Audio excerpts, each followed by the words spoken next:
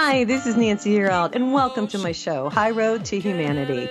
In every episode, I tell you powerful true stories filled with great wisdom that you can use in your own life as you strive for a higher road to travel. My featured guests will have their own unique stories to tell that enlighten your mind and your soul. So kick back, relax, and learn the secret to success when you take the high road. First touch, strong connection, it lays deep in your soul. Hi, this is Nancy Yearout, and welcome to High Road to Humanity. And I'm here today with Elaine Clayton. We are going to be talking about this book she has out. It's called Making Marks. Now, let me give you a little synopsis so you guys know what we're going to be discussing today. She says it's time to make your mark. Whether making marks absentmindedly in the margins of a notebook or sketching with your finger in the sand, freeform drawings are windows into our intuitive selves. Inside every simple mark lies visual imagery with the power to open us up to solutions and answers, heal the past, and increase our empathetic sensing. So she's got this new book out, and I want to talk to her about this because I doodle. Do you guys doodle? Do you make marks in the margins and stuff? So this is what we're going to talk about today. Elaine, welcome to High Road to Humanity. Thank you for having me. I'm so excited to be here. I'm glad you're here today, and this is going to be fun. And, you know, she tells us there's a list of things that we'll need when we get her book. We'll be getting scrap paper. We'll be getting pencils, pens, art paper. So we're going to talk about this kind of cool stuff and how it can make us more intuitive. But before we get into it, I just want to talk a little bit about something Laura Ingraham said yesterday on Fox. She always has her little hour, and I pulled this off the news today. Here's the headline. It says Laura Ingraham reveals what lessons the U.S. can learn from Canada's Freedom Convoy. I don't know if you've heard about this or not, but in her Ingraham Angle commentary on Monday, host Laura Ingraham illustrates how Canadian truckers are teaching lessons from up north as they converge on Ottawa and have been met with fierce resistance, but by that city's mayor, police chief, and prime minister, Justin Trudeau, the latter of whom has reportedly left the city. This is crazy, you guys. They've taken the law into their own hands, it seems. Ingram said the media coverage in both countries glaringly conflicts with the softer reporting on the BLM and Antifa riots, including one that occurred at CNN World Headquarters in Atlanta. Just when you think that CNN can't sink lower, they surprise you. They are so lazy, so unimaginative, and so bereft of fresh thinking that now they just cut and pasted their scripts about January 6th and applied them to any protest or rally against left-wing government outreach, she said. You know, I think it's really cool that these guys are standing up, and these are normal people, okay? These aren't some weirdos that are doing this. These are everyday, hardworking people who are standing up, and you see this across the world right now. And I just want to give these people, whatever your views are on this, I give them credit for standing up. Elaine, do you want to say anything about this? Or Well, I kind of get the chills over all of these headlines like that because I feel like we're really in I don't want to really have to use the word destruction, but the disturbance before possibly even a greater destruction before we all learn how to cooperate. And we do have a voice. We do get to have a voice. And I think that where I get concerned mostly is how we don't listen to each other. And I've only seen headlines about the truckers. I haven't really read too much about it. But I think that people deserve to be heard. And I was in Atlanta when that thing happened at CNN, and I I felt that the mayor handled it very well, and that it was getting off on the wrong foot. And it was the sense that I had at the time was that younger people didn't even really know the history of CNN. They didn't know that CNN was put together to give Black voices a platform. And so, there was some really interesting discussions that came out of that. Now, then you think about the ways in which we're so divisive and polarized. And I've been painting about polarization for a long time, many, many years before it really seemed relevant to our current events. but I was affected as a kid by Edgar Casey, who talked about literally the poles shifting. Yeah. And now if you go on NASA's website, you can see the poles are, the energy is supposed to flow like, kind of like lines on a pumpkin, you know, from North Pole to South. And now it's like all snarled up. So we are all snarled up. And I think that, you know, the only way we're going to get somewhere is if we care enough to hear each other, and hopefully we can do all this peacefully. A lot of times we just don't get to have change without some kind of battle. I don't know. I hope that we don't get worse off, you know. No, I don't think so. I think that people are starting to realize what's going on. And I think people just don't want to be controlled. People want to be free and they want things to be out. There's a lot of truth seekers right now, I think, who are just looking for the truth. And I think people are standing up and saying, hey, you know, what is the truth? What's really going on here? But gosh, Elaine, I didn't even read your bio. You're an internationally known author. You're an artist. You're a teacher. You're an intuitive healer. You're a Reiki Master in New York City, Connecticut, and Atlanta. Your books on intuitive intelligence and creativity, including Making Marks, Discover the Art of Intuitive Drawing. That's by Simon and Schuster, and Illuminara Intuitive Journal. You're also the author and illustrator of many books for children, and including a Pulitzer Prize winning author, Jane Smiley, and Gregory Maguire, author of the popular novels, smash hit Broadway play. It's based on Wicked. That is really cool. Talk about that a little bit. What a background you have. Well, I started out, you know, artist teaching, and I was doing experimental things at a really progressive independent school in Atlanta, and also getting to do a lot of experimentation with kids and drawing in the 80s, early 80s, you know, as artists in residence or like summer camp settings and things like that. Mm-hmm. And then, and I actually did a little bit, you know, in rural Georgia in a sort of volunteer capacity. And then with the Cesar Chavez migrant camp, kids that are not having to go to the fields during the day, but get to be, you know, it was a Head Start program actually. So, you know, I had a lot of opportunities to really absorb, you know, myself into the lives of children and their creative minds and hearts. And so my ideal at the time was to do children's books, but you know, it was all in New York City, like Oz, you know. So going to Oz, it was really hard to get that first book published. It took a long time. It took just loving storytelling and creating. I would draw on a whiteboard, you know, it would be creative writing time, and I would just draw a story. And one day a girl said, after the story was told, she said, "You are not erasing that whiteboard," and she would not let me erase it. And I said, "Okay, I'll put it on paper and I'll make it into a story, and you all are going to go write your stories now." And that really got me started with sending manuscripts out. And so by the time I was late 20s, I was, you know, I had gone to New York a lot with my portfolio and the whole thing. And so for years I did do children's books. I did several picture books, wrote and illustrated for other authors, and it was a real honor. I really loved doing it.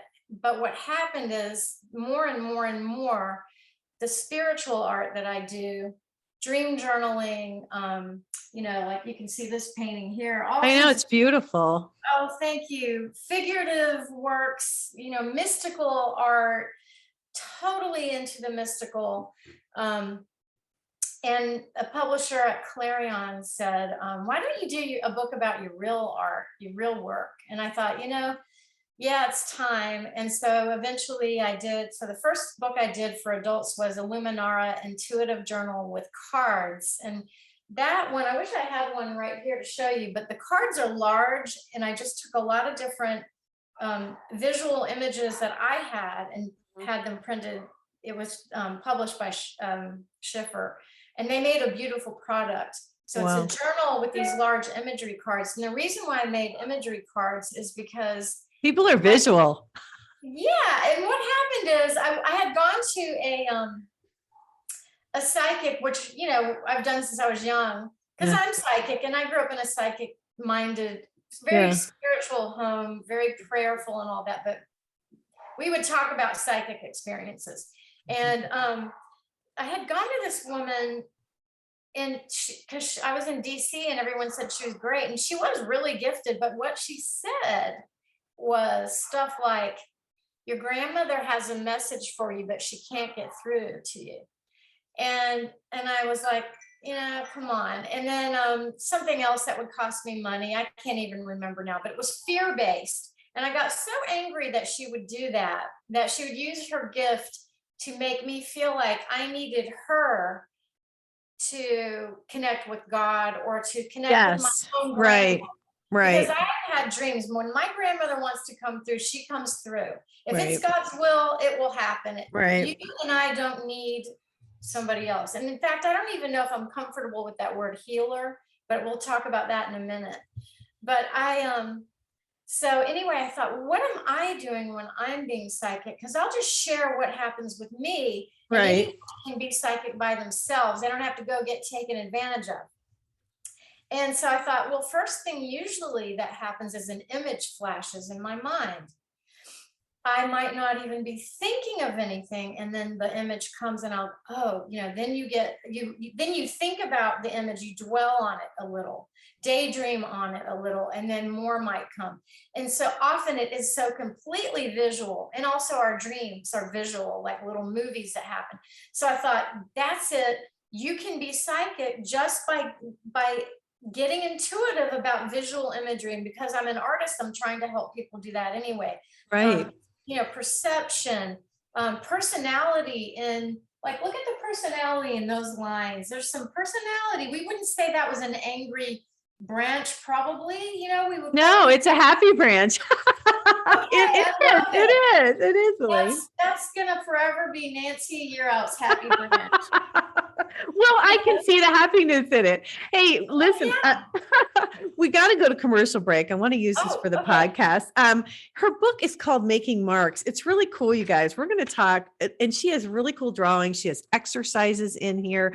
She talks about, you know, how we can draw and connect with our intuitive self. So when we come back, we'll talk more about it. We're here today with Elaine Clayton. This is Nancy Yearout. This is High Road to Humanity, and we'll be right back.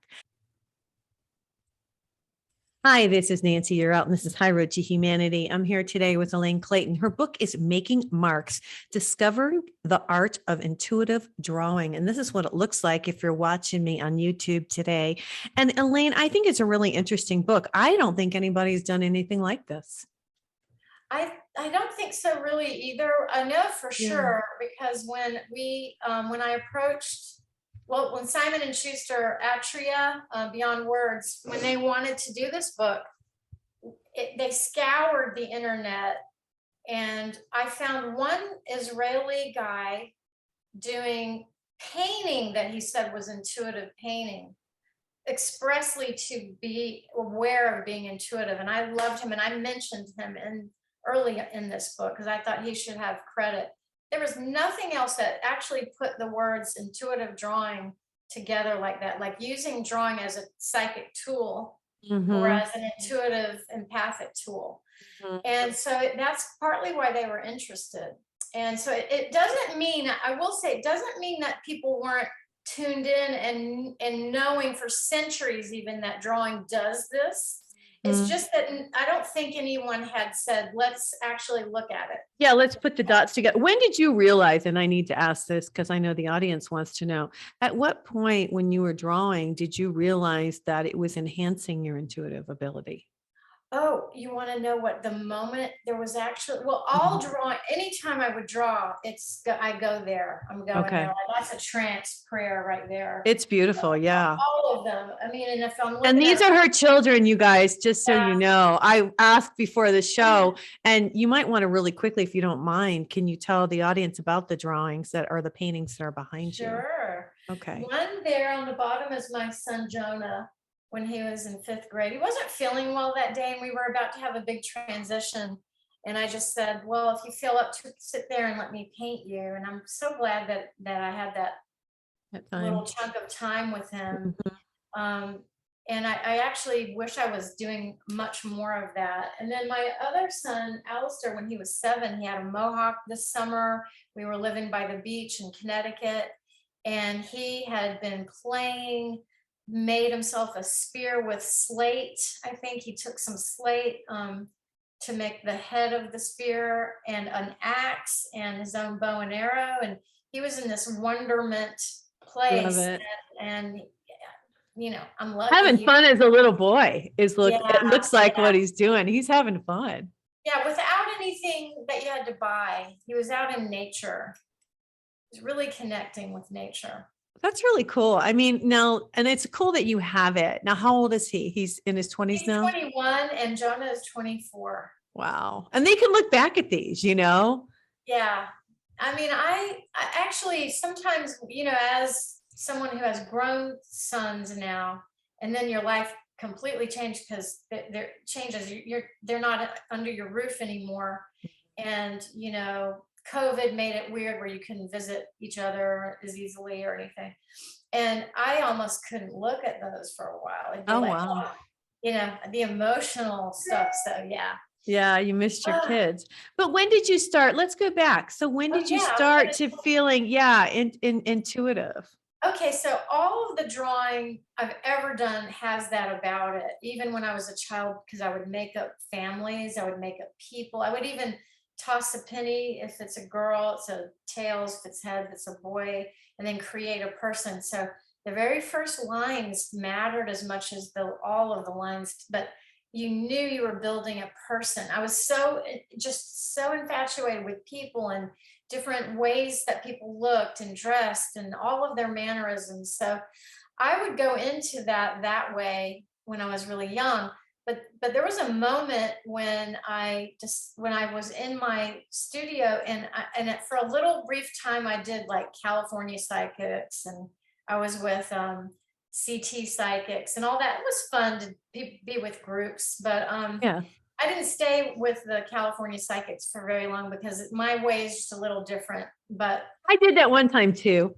yeah, I think we all do it once, you know? yeah, I like to give someone a lot of time. Yeah. Before and during and after. Personal and attention. Yeah, Yeah. absolutely. So, but before this person called, I didn't know them I didn't know them at all, right? Right. And I just closed my eyes and drew and I was sort of doing the prayer, God, you know, come through me for this person. And I looked at the drawing and I saw, and this is in the book, I saw this image, and it looked like a grandmother in the hospital, you know, like with a IV and maybe an intubation tube and everything. Mm-hmm. And I thought, wow, this is intense. And then I noticed she only had one leg. Oh, wow. And I thought, how am I gonna tell this person? That's Right. very weird, you know? Right. I was looking really quick for it, but I didn't I see know, it I'm real trying to quick. find it. Usually I have it more. Oh, I have it right here. Okay, let me just show you how it looked.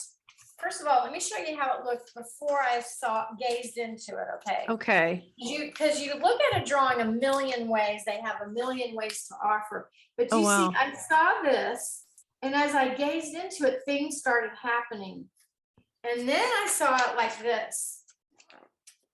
And you can see that there's a grandmother, and that was like her IV thing, and it's all going to her mouth. It's something happened where she's getting care. Right. She only has one leg.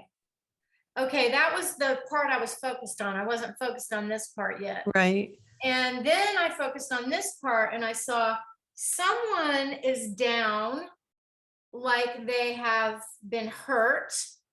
There's even a cartoon wound on his foot, you know, like that signifies, oh, the bandage signifies that, you know, you're hurt. In the cartoons, they wear it for a second and then they don't have it anymore. And then there's someone grieving over this person. So I thought, wow, there's these two things. One is someone in the hospital, a grandmother, only one leg, and then there's this violent thing. And I wonder if either of these mean anything to this person. Right. So it actually started the whole culture of the way I do a reading. I said to her at the beginning, you know what, I'm an artist. I'm in my studio. Before you called, I was being prayerful and I drew. Can I just tell you what's in the drawing and see if it means anything to you? And she was so open-minded, and she said, yeah, sure. Right. Told her about the grandmother Mm-hmm. and with the one leg, and she was quiet. And then she said, they did take my grandmother's leg. That's how she said it. They did take my grandmother's leg when she was in the hospital. And I thought, I can't believe this. So then I thought, that she had to go through that with her grandmother and everything. And then I said, well, and there's this other image.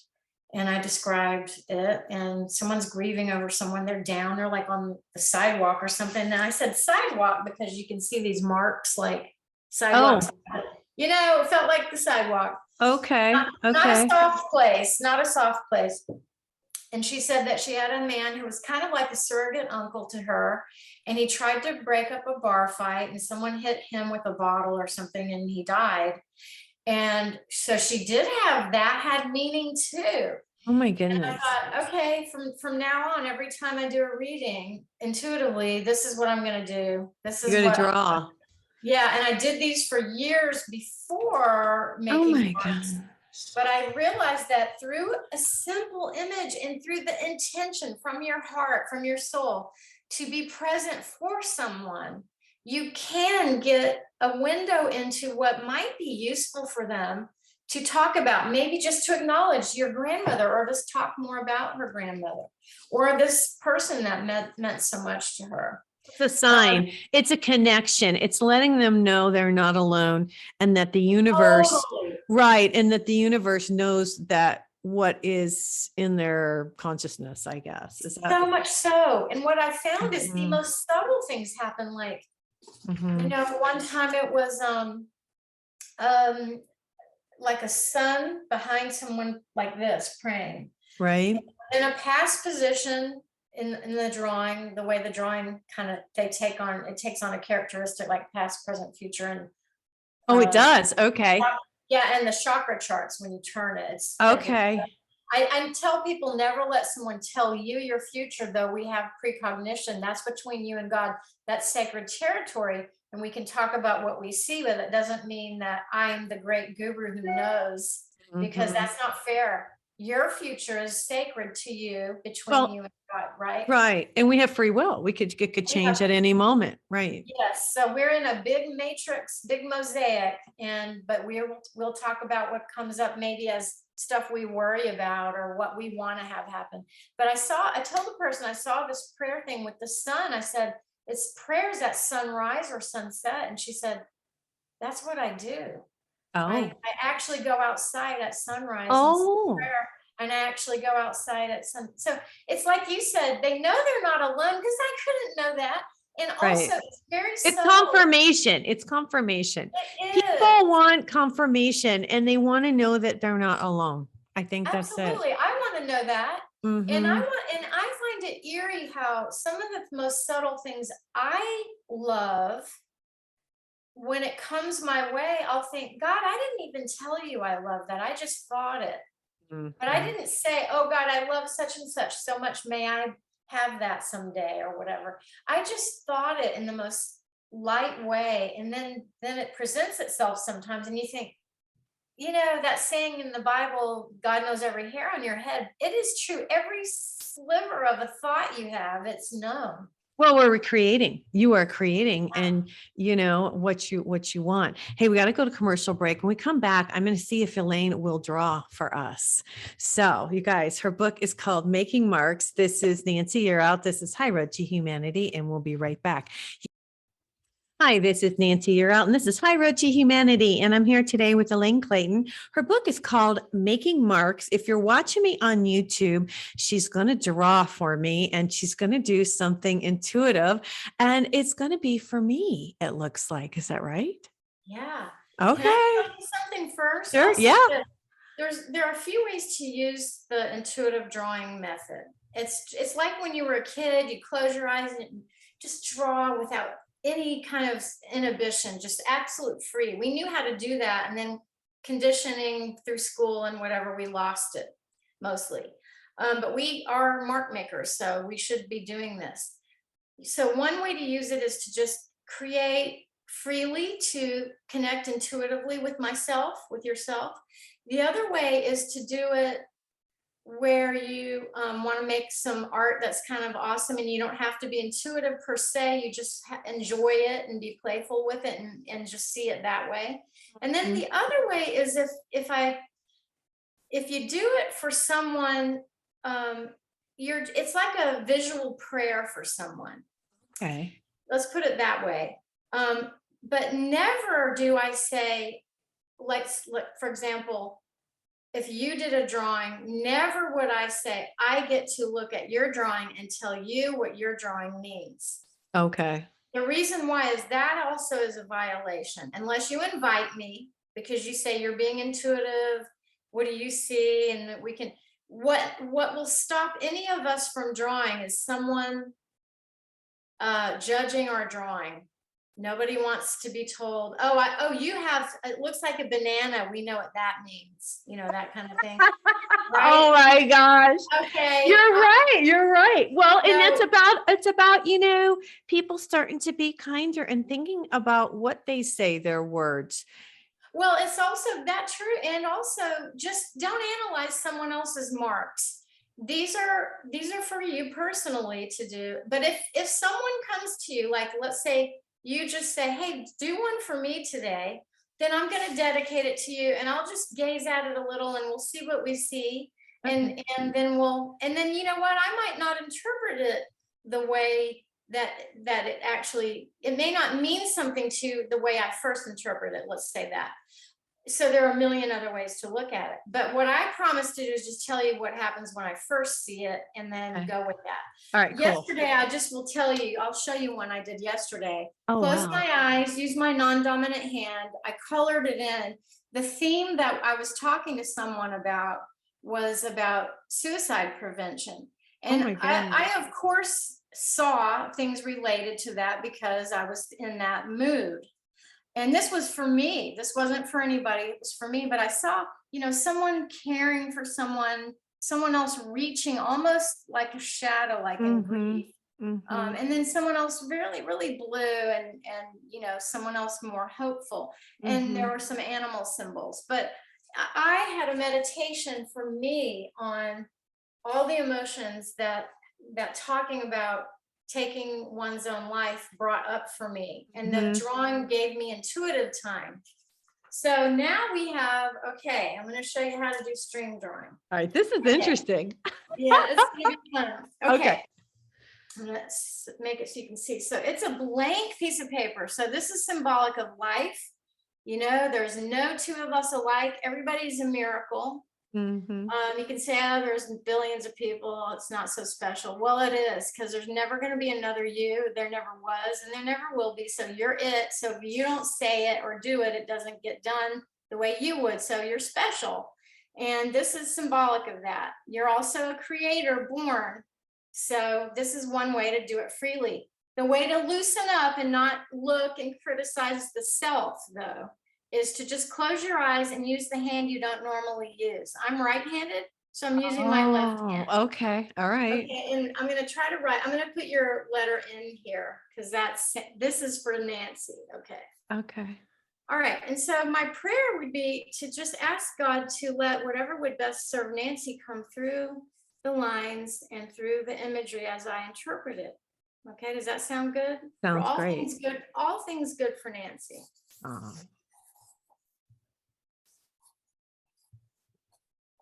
I'm just drawing as much as I feel compelled to. Okay, so now we have this. So you could go, well, I don't know. I don't know. What can I see in that? But let's start looking. So let me do this. Switch around now so I can use my other hand, because I need to make notes, visual notes. Okay. And you know what? The cool thing is I noticed right away this person. And the one thing I usually mark in with pencil, because when you turn these drawings, all the images can become something else too. Okay. Right now, let's do this. This is almost like a lady with, those Middle Ages ladies, queens. Yeah. They had that kind of headdress. It's almost like a queen, and she's reaching into the past, or she's reaching for. It's really cool. I almost want to say it's a lady and her doe. There was my favorite one of my favorite little nursery stories is the Lady Claire, and she finds out she's not really who she thought she was. She's not this lady after all, because the nanny switched her from the lady's baby when she was born. Oh, And okay. she's really the nanny's baby. But anyway, Lord Ronald marries her because he loves her anyway. And Lord Ronald says, so then you still shall be a lady. So it's this really romantic thing. And I'll send you more about that later, because I think Okay. that symbology might be cool for you. Okay. But it's also, this is a figure 8, you know, like the infinity symbol on its side. You see that's like a figure 8. Uh-huh. It's actually her hand itself, but an arm, but it goes into the figure 8 and is a doe. So what I do in my mind mentally is I think soul purpose, Uh-huh. Nancy, soul purpose and gentleness, Mhm. because a doe is gentle and other things. Is at hand for you, and it involves something about maybe making peace with the past, and that's where it will be fun. Some element of the past that could be really cool to look at, and so this is where we start looking at, well, what's in the past exactly? And there's a number 4. Sometimes I think of the number 4. Oh, For wow. me, yeah, like thinking of security, you know, like we want security. What did security mean a long time ago compared to now? This is even in the shape of an umbrella. So then it becomes more, it could be, gosh, that could be a cocktail with an umbrella, you know, hey, I love it. give me time off, give me a vacation. And Yeah. looking at the past, what was a vacation back then? We can't even go on vacation like we used to this last few years, you know. Yeah. So there's Yeah. some things to look at about the past that would be really fun to talk about intuitively. Okay. I also feel like I feel like this is a spirit guide. Did you ever feel like you had a magic genie with you? Oh, You I ever don't think know of about that? that. No, I guess I haven't. Well, I kind of wonder if you have had, you know, because it looks to me like, unless you want to Interesting. say, let's go all the way back to the 60s and it's someone with a bouffant hairdo. But, you know, Mm-hmm. I didn't see it that way at first. I thought it looked like a magical genie. And so Yeah. then you're looking at how did you turn some magic back when? When did you learn that you could actually, you Do know, magic. Be magical. Yeah. be Create. mystical and magical, because I think this is Yeah. so prominent. And then Yeah. there's like this open scroll. So that's to me is your soul scroll. Like I do believe, and I would say, and I've never talked to you before besides briefly when we were trying to record once before, right? Yeah. So I've never talked to you about it, but I would say there was a magic moment or a time when maybe around a sense of security, you know, like maybe when security isn't there in some way we want it to be, you figured out how to be mystical and magical, and then your soul scroll opened, almost as if God would say, Nancy, what do you want on your soul scroll now? You have been initiated in some ways, you've done some things, and now what would you like to put in it? And maybe you really learned how to just write down, really literally write down what you wanted to have happen, and you saw that it worked. I don't know if you relate to that or not. No, I do relate to that. I do a lot of journaling, and I've been journaling messages from Archangel Gabriel. Yes. Okay. Well, Gabriel, would he be in some way a magic genie? I don't know if we would see him that way or not. Well, but but that's how, cool. yeah, that's what's been happening. He's magical. So, Okay. and this has only happened in it started in December Okay. So where, we don't have to go all the way back years, just recently. well, yeah, recently, just in December, he started to give me messages. And what I see is that him giving me messages and then me giving the messages in a soft way to the world is the That 8. makes such sense. That does make sense. And Yeah. because this woman is almost reclining, I would say a lot of stuff happens when you're sleeping. Relaxed. And that kind of reminds me of a Oh, dolphin, you know, or oh, beautiful no, little you're right. bird. Because they keep giving me. Do Now they I don't. touch you at the Yeah, I get messages all the time. It's always tingling, tingling, tingling. They keep giving, I think that's what they're doing. Well, you know, what's so cool is yesterday, that's synchronistic for me because yesterday I was, I noticed twice, it almost felt like a slight clamping. It was real, it felt good. It wasn't like, you know, but it Mhm. was noticeable. It was like someone put their hand and just, and so I thought, wow, that sensation is very interesting. And so that's kind of synchronistic because I didn't know you would talk about that, but a lot of psychic stuff does come just like that. And I would say definitely in dreams. And then this is also reminding me of the Greek god Mercury. You know, it's almost like a winged foot.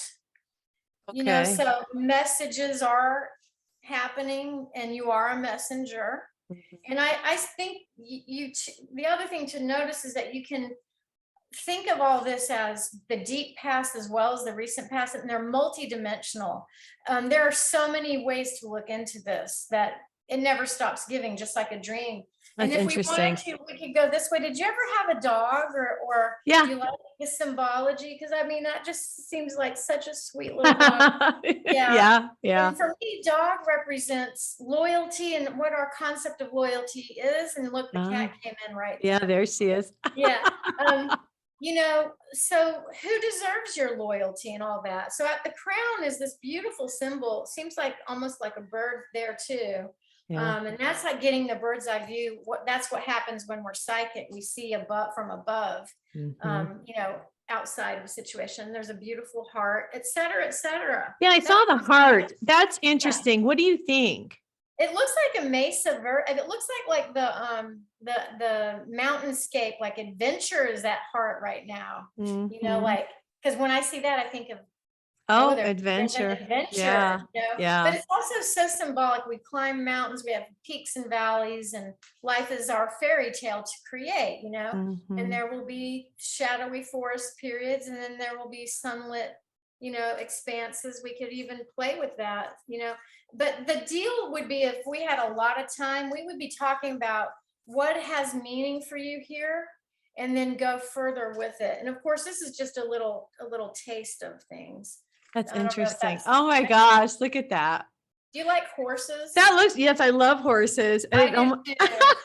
That's really great. I I'll love tell you that. more about this because this horse is kneeling down, if you can see that. And Right.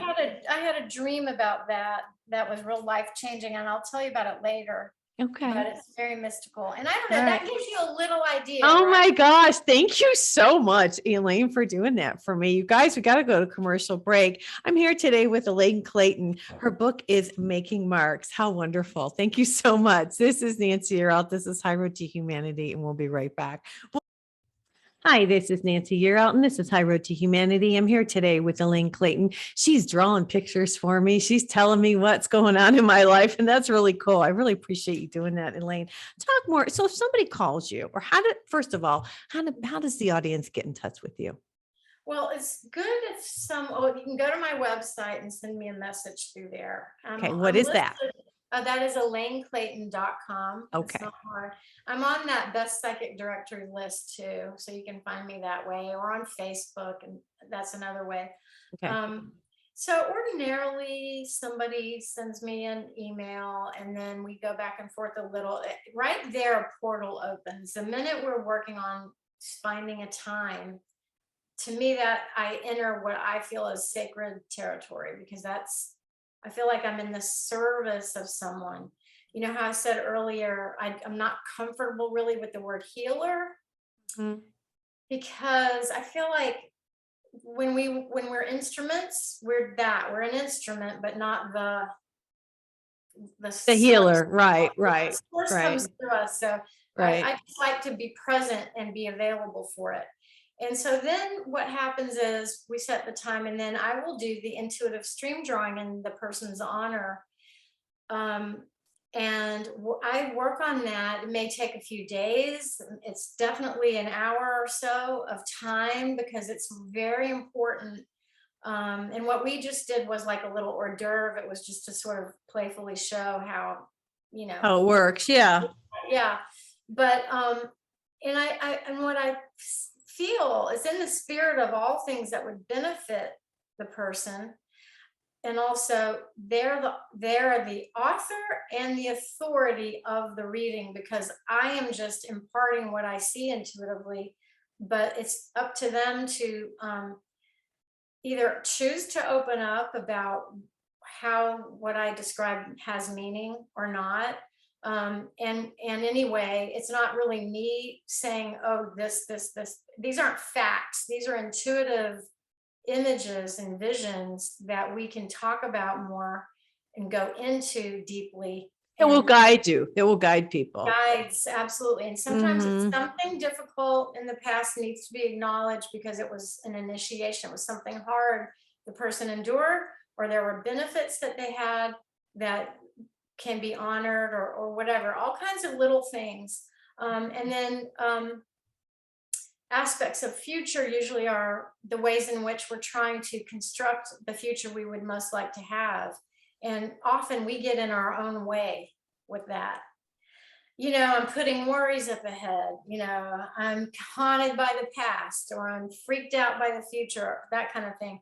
And then when we turn it for the chakra chart, it's the energy centers of the body, and there can be inner children in there, because you know, a lot of times, like the different stages of maturation, we got hurt or we were impressed in a certain way that little kid is still in there wanting that to be healed. And that kid can sometimes be the one that chooses how we feel about ourselves. Well, I felt dumb in 4th grade, so I'm dumb, that kind of thing. I see. Or, you know, someone told me I wasn't worth anything, or said I was ugly, or this, or whatever it was. And that's the person that chooses the job or the boyfriend or anything big. So sometimes inner children show up, and sometimes past life or cell memory. I don't try to tell people what to believe, but I do believe we carry information somehow. And especially the themes of the ancestors, the ones that came before us. And we're trying to kind of take on the same themes and do a little bit better than the generation before us. Right. That just seems to be, and a mystical Judaism thought on that is that not only are the ancestors caring and present for us, they're deeply invested in us, because as we work out a theme and do well, it benefits them too in their place in the other world. Isn't that interesting? Yeah. So then the reading happens, and it's about an hour, and I'm just jumping in with all of the stuff that was given. And I use cards and other things, very conversational.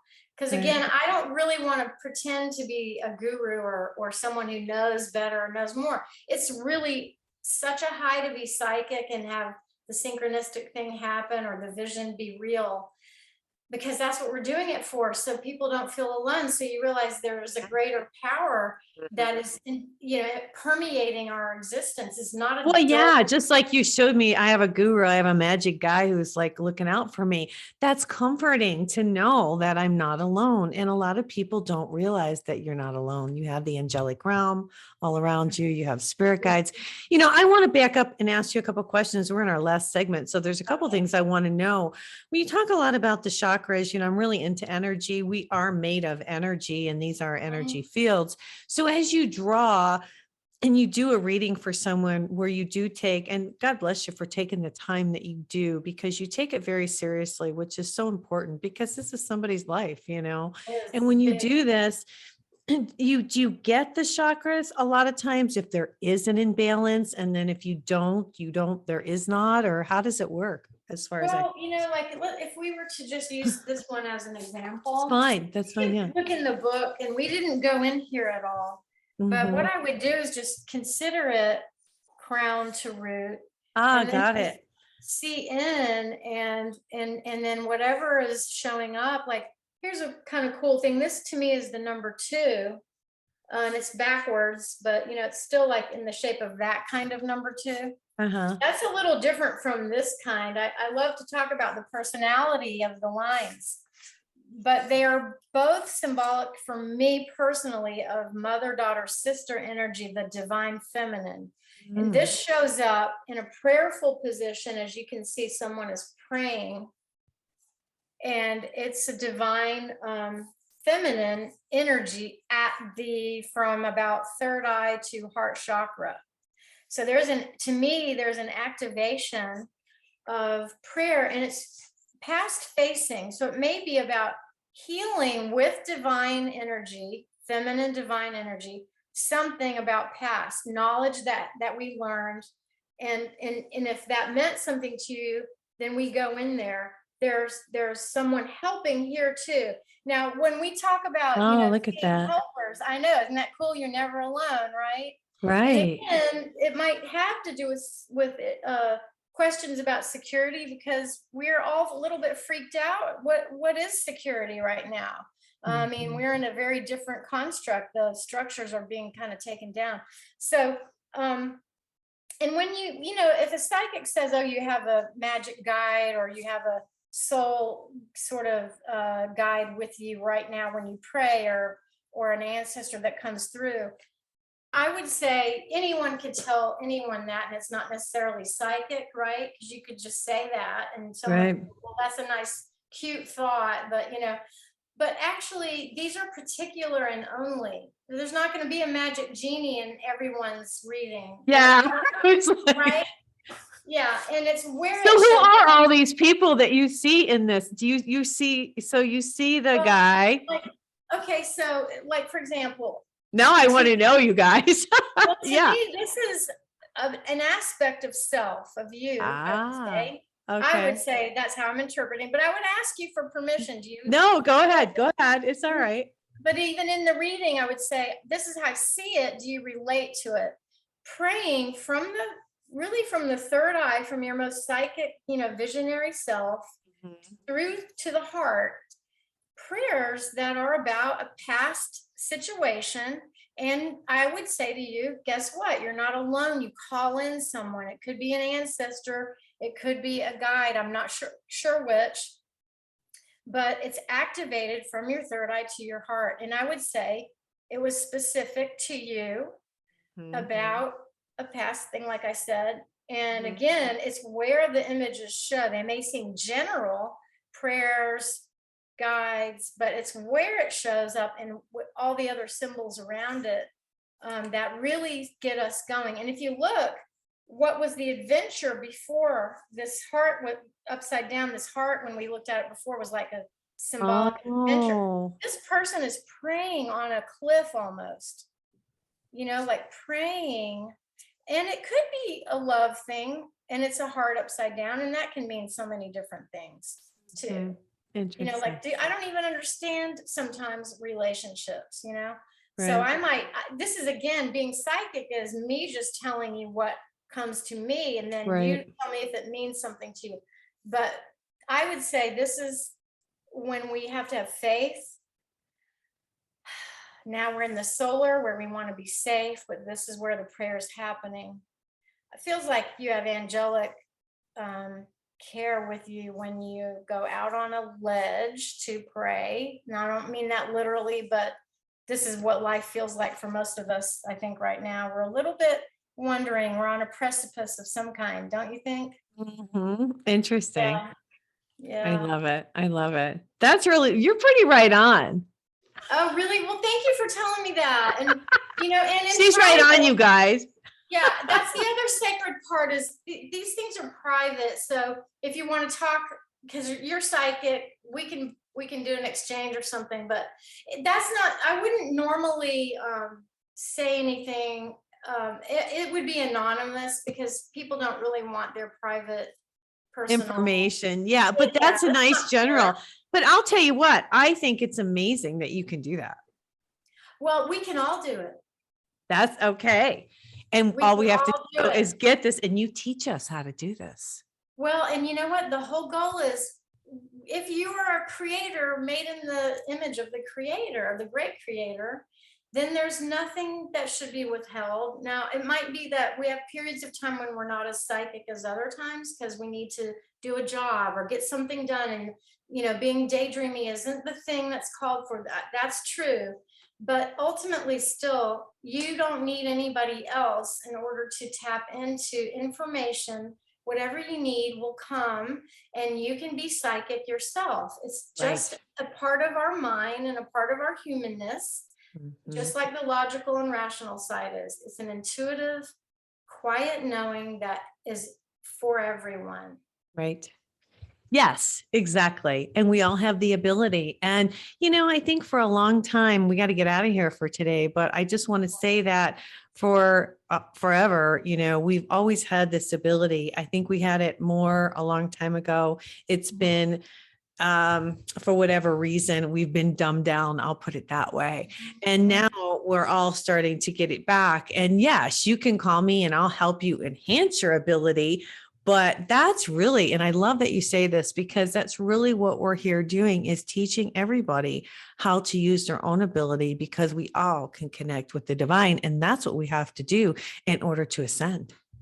Right. And so we choose to go to each other because that's where magic happens also. The joining is just that we should go to who we really trust. Yes. And it needs to be in the light and not exploitative and all that. Right. Gosh, thanks for coming on today. Elaine's got another book coming out. I know she's going to come back and see us again. You've got another one coming out in about a month or so. Yes.